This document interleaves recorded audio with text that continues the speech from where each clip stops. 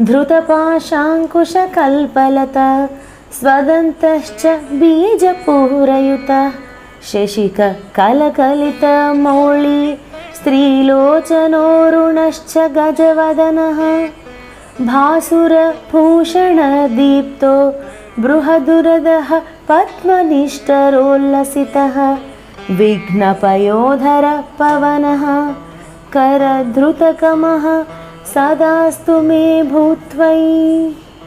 हरिद्राभं चतुर्बाहुं हरिद्रावदनं प्रभुं पाशाङ्कुशौधरं देवं मोदकं दन्तमेव च भक्ताभयप्रदातारं वन्दे विघ्नविनाशनं लम्बोदरं श्यामतमनुं गणेशं कुठारमक्षेस्रज